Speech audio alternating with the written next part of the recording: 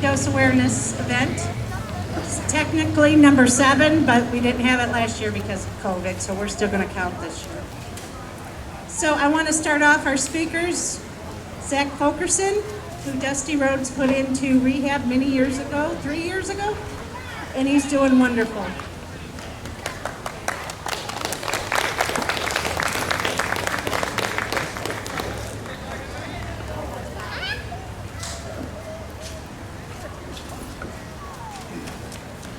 Well, first of all, I'd like to thank Debbie for asking me to speak here, and also for, as she said, the Dusty Rhodes Foundation getting me into a treatment facility, which would be 3 years to the day, September 11th. So, a little bit about myself and my story. I grew up right here in Streator. I graduated from Streator High School. I lived a pretty normal Streator person life. I grew up in a normal middle-class family. I had a good childhood. I can't complain. I was very blessed. I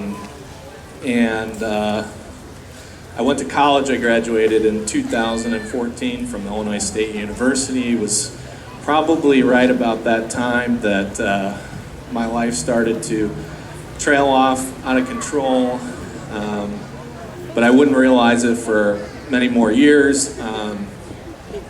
I struggled with alcoholism probably realistically from the time that I was a teenager and just did not realize it. I think that from the moment that I had my very first drink, I was an alcoholic, and it just took a while for it to set in with me. But by 2015, I was a daily drinker. I spent every single possible moment that I had that I wasn't working, drinking or trying to find a drink. In November of 2015, my uncle, who was also my closest friend,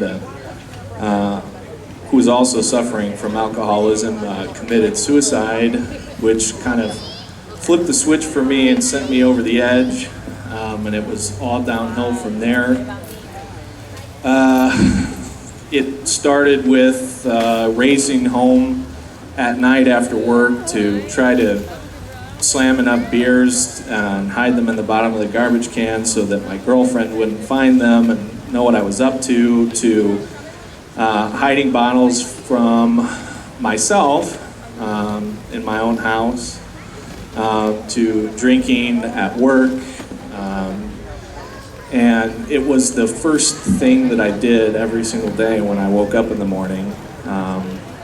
I don't remember my very first drink of alcohol, but I remember the very first time that I drank in the morning, and I will never forget it because I was standing at my counter in my kitchen, staring at a bottle and shaking and thinking to myself, like, this is not what I have to do. I'm not going to do this to myself, and I did it anyway. I remember waking up every morning and telling myself every single time, I'm not going to do this again. You know, this is a bad path to start down, and it just never stopped. From the time I woke up at 7 o'clock in the morning, I would drink a half pint before I got to work. I would take a pint to work with me. I'd drink during the day. I'd drink on my lunch break. I'd get off work. I'd go to the bar. I'd drink until I was basically too drunk to do anything except stand up straight, go home and drink until I passed out. I'd wake up in the middle of the night. I'd take a shot to fall back asleep. My life was completely out of control. There was not a moment that I could function awake without a substantial amount of alcohol.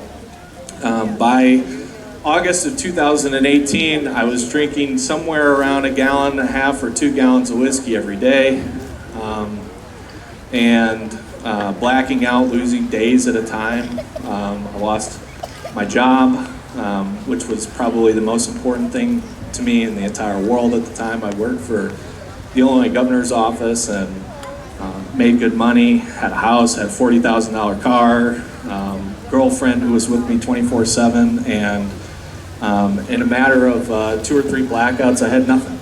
I literally was down to zero. I had the clothes on my back, and I was 1 car payment away from being repoed. I didn't have a place to live. I didn't have friends. I didn't have a girlfriend. I had nothing. And I packed all my bags, got on a train from Springfield, showed up on my dad's front porch and said, I need help. And that, again, that was in August of 2018. But I did not get sober for another month. So I just, no matter how much I knew that my life was out of control and that I needed to get things back on track and that I couldn't continue to do this to myself anymore, I just couldn't stop. There was nothing that was going to stop me from getting the next drink. And that's when somebody introduced me to Debbie, who fought very, very hard for weeks to get me into a treatment facility, and I spent 40 days there. And my life has been very, very different, much, much better ever since. The takeaway from that I'd like you to have is, like it says on the sign in front of you, don't discriminate. This disease does not discriminate. It doesn't matter if you have a nice house and a $40,000 car and all the friends in the world. It takes no time at all for that to turn into nothing. Because there is absolutely nothing that's more important to an addict than their addiction. And I was willing to put absolutely everything first. It did not matter where I came from. It did not matter that I had a good childhood. It did not matter I had a good job. What mattered was that I'm an alcoholic, and alcohol is the most important thing to me. The second thing is a lot of people will tell you that they're only hurting themselves, and a lot of people who live in active addiction believe this very strongly. They think they're only hurting themselves. I'm here to tell you that you're wrong. You're hurting absolutely everybody around you all the time, whether you realize it or not. You're ruining your own life, and you are watching everybody you love watch you ruin your own life. People are hurting, whether you think that you're doing this to yourself or not. You're not alone, you're not an island. And that being said, a lot of people will tell you that if you want to recover, you have to do it for yourself. And that you need to focus on yourself, and that you need to get better for yourself. And I'm here to tell you that that's not necessarily wrong, but that if you're getting sober for your family, for your kids, for your wife, for somebody else, do it. It's worth it. If that's what is going to get you through the day and keep you sober, that's great. That's what you need to do it for. Don't just do it for yourself, do it for the people around you.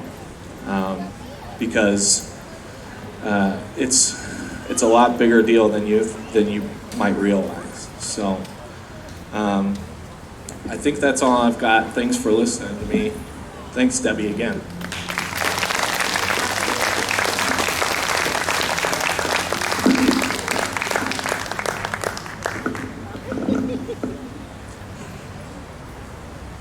You know, listening to Zach here, I thought of something I wanted to mention to you guys. I have a lot of health problems. In February, I had surgery and had complications from it. And for 8 weeks, I took Vicodin every day and Oxycontin at night. And I have listened, Dusty Rhodes has placed over 2,000 people into treatment.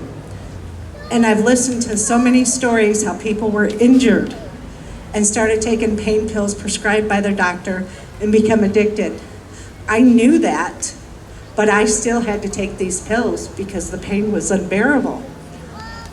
After 8 weeks, I thought, okay, the rehab lady's gonna need rehab if I keep this up. So I quit taking them. Fortunately, I went through no withdrawals, no cravings, no nothing. I haven't taken any for months now.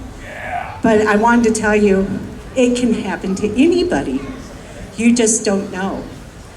But our next speaker is a young lady I'm personally very proud of. She helped raise my grandson for many years.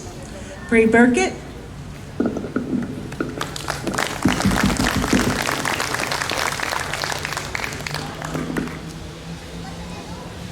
Hi, my name is Brianne Burkett. I'm a little nervous, so bear with me.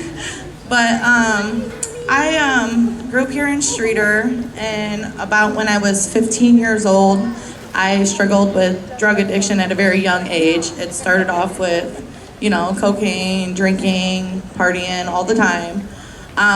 As I got older, I thought I had control of it because I was always working, but as soon as I got off of work, I went straight home and started using. I would stay up late every night, go to work on no sleep, would be falling asleep during work. I would sleep all day during the day on my days off, up all night using. And it really just put me into a downward spiral. And when I thought I had it all together, I realized my rent wasn't getting paid, bills weren't getting paid, I was getting evicted, going from house to house, unable to keep a stable home for my children.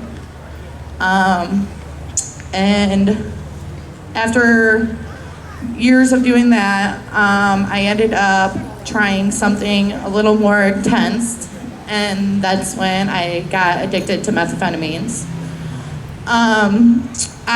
When I started using methamphetamines, I lost everything I had.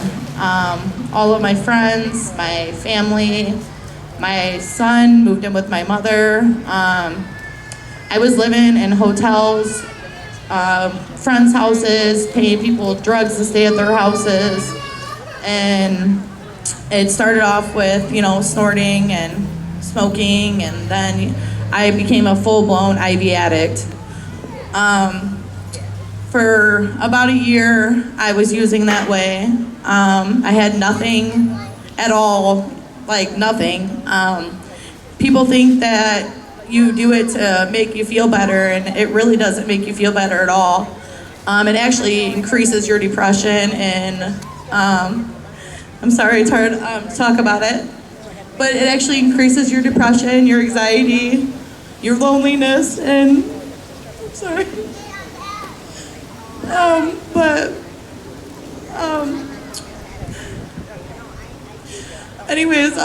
One day I went through some trauma with some friends. I had a Narcan, two of my friends, and that when I was at that point, I knew enough was enough. I went home to my mom's house. It was like 11 o'clock at night, and I knocked on the door and said, "Mom, this isn't who I am. This is not the life I want to live." And of course, my mom took me in because your family is always there for you, whether you think they are or not, even if they give you the tough love or the cold shoulder, because they want you to do better. And you can't do better unless you want it. And trust me, I wanted it for a very long time, but you have to truly want it. Like, you have to just want it. So I went home to my mom's, and I actually had a warrant for my arrest in Livingston County. I turned myself in, went and did 30 days there to kind of start off my recovery, and that kind of, was a good start to, stay clean. I came home. I shortly found out afterwards I was pregnant, and then right after that, I went back to my job that I worked at for previous years and begged them to have my job back. And of course, with open arms, they took me in. I've been back working now for 2 years in October, and I think going to work and going home and being honest with your family is the best thing that anybody can do for yourself, because you really have to do something to keep your mind occupied, and you don't want to do that alone. My boss is even here today, She knows my story. I appreciate her, and she's been there for me every walking about, and so is my coworkers. Openly, meet with open arms, you know. I do want to tell you that July of this year was 2 years since I've been clean off IV methamphetamines. Also, in the month of July, I got Employee of the Month for my job, and I got the keys to my new home in the same month. So July was a great month for me. And then right shortly after, Debbie asked me to speak, and even though I'm a hot mess, I'm very happy to be here, and I would like to read something to you guys that inspires me. I didn't write it, but it's something that I have found. It's, life is full of disappointments, failures, and setbacks. None of those things can permanently stop you. You have the power to overcome anything that life throws at you. There is nothing more powerful as a made-up mind. Surround yourself with people who remind you that you matter and support you in ways that matter most to you. No person, situation, or circumstance can define who you are. Don't give up, cave in, or stop believing it's possible until you win. And that's all I have for you. Thank you.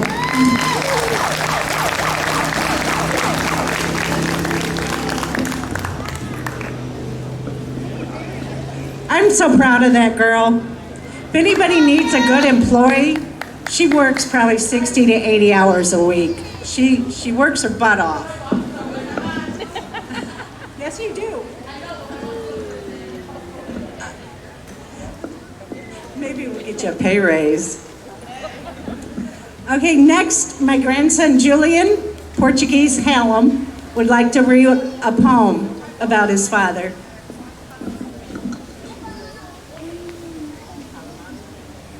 I know you can hear me way up in heaven because we talk through our hearts. Dear Daddy in heaven, I miss you every day, and I know you miss me too. No matter how old I get or how long you're gone, I hear your Daddy in heaven through the love in my heart. Thank you, Julie.